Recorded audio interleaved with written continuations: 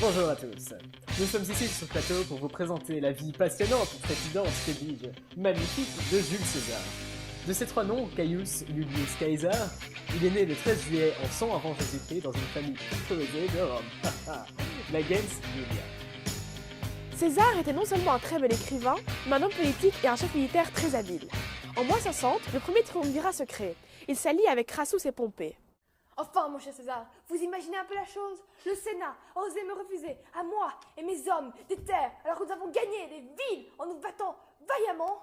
J'arrive pas à y croire. C'est inadmissible. Mais dites-moi, combien d'hommes avez-vous perdu exactement? Des centaines, mais non, que dis-je? Des milliers? Non, des dizaines de milliers, mais enfin, des centaines de milliers. Tout ça n'est qu'une vaste plaisanterie. Qui dites-vous? Dis, ça ne vous dirait pas de créer une sorte d'alliance? D'ailleurs, vous voulez dire... Vous voulez dire attaquer le Sénat? Non, non, bien sûr, restons relatifs. Mais, vous savez... Vous voyez ce que je veux dire? Avec César, avec Pompée, Avec Crassus. Avec Crassus. ai-je raté quelque chose? Parlons maintenant de l'élément qui a fait connaître César. Je parle bien entendu de la guerre des Gaules. La guerre des Gaules, qui a duré de 58 avant Jésus-Christ à 51, lui a permis d'écrire ses 3 livres intitulés Bello Gallico. Visuellement maintenant la célèbre scène entre Cléopâtre et César. Mais d'abord, introduisons un peu le sujet. Cléopâtre, issue d'une très grande famille de Ptolémée, était d'abord à la base une simple princesse, mais devenue, grâce à l'influence de César, il faut bien l'avouer, une très grande reine. Après César.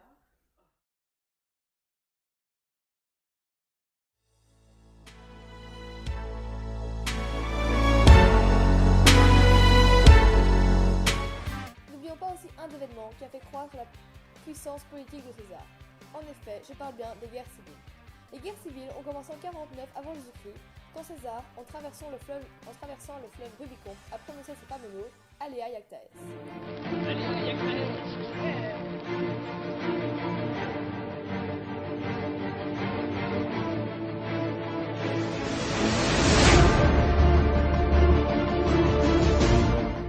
Cette guerre a opposé Jules César, ses légions et ses alliés politiques contre le Sénat et aidé des légions de Pompée. Après cette guerre, César est devenu dictateur.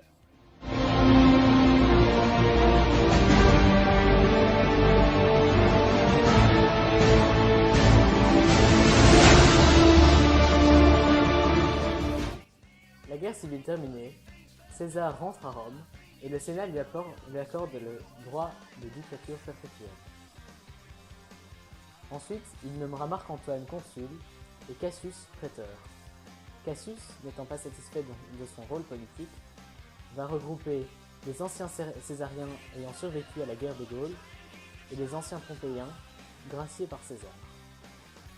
Ensemble, ils vont comploter contre César, Cassius étant l'instigateur principal du groupe. Mes amis, si je vous ai réunis ici par cette belle après-midi, c'est pour parler de quelque chose.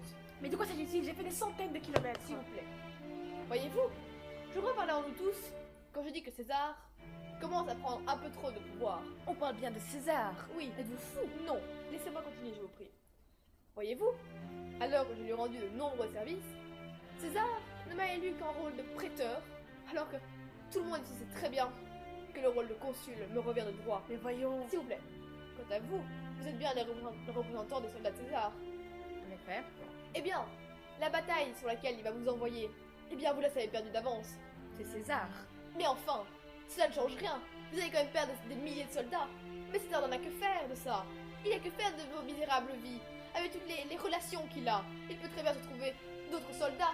Ce sera une perte comme les autres. Mais voyez, Enfin, et vous le représentant des soldats de Pompée de nouveau. il est vrai.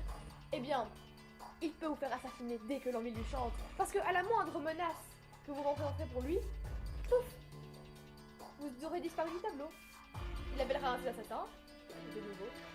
César a de nombreux alliés. Et Ils ne justement, vont pas tous les battre. luttons contre ça. Comment voulez-vous faire? Eh bien voilà, justement, c'est le projet. Je pensais l'assassiner. Ah non, mais vous César, mais vous êtes S'il vous plaît, s'il vous plaît. Bien sûr que non. Comme vous dites, César a de nombreux alliés. Il est vrai pour se mettre à les gens à dos. Mais enfin, pensez un peu à tous les avantages que ça impliquerait.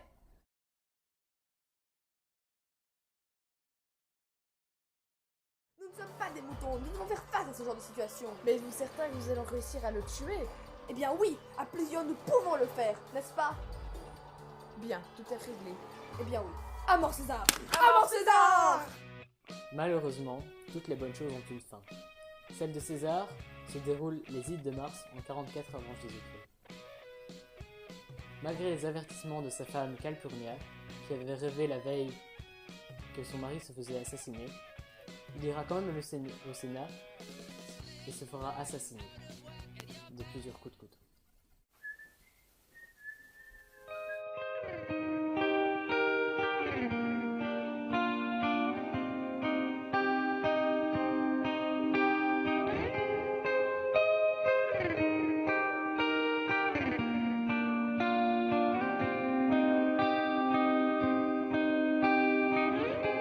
I'm coming up only to hold you under,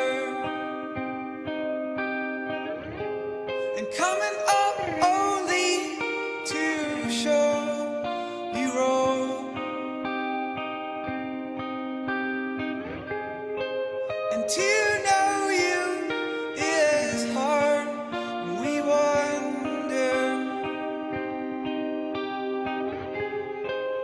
To know you all wrong, we won.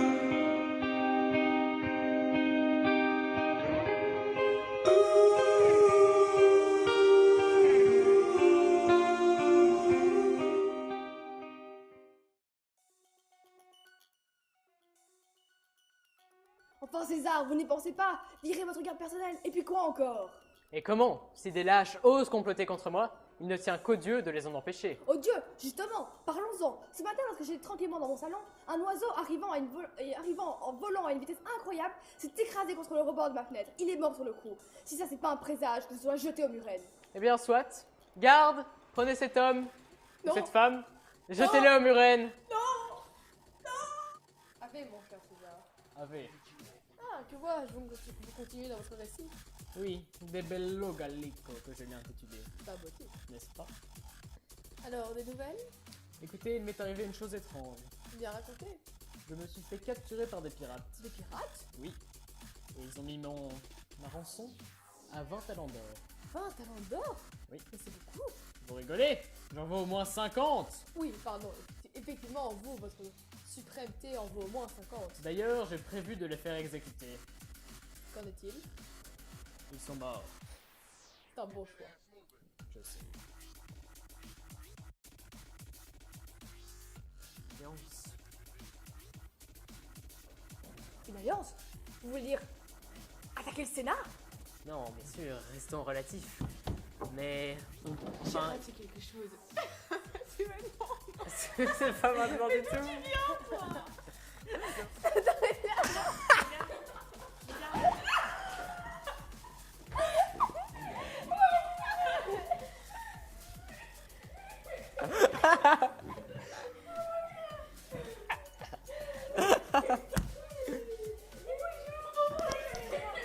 Bonjour Madame Pamba.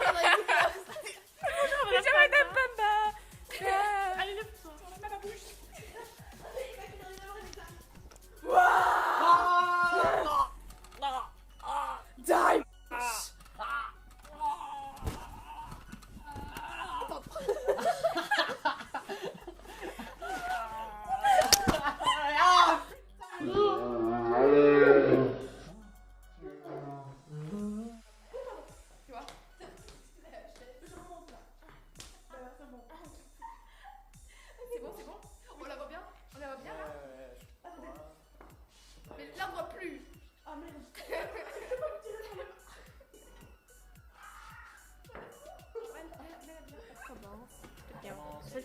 3.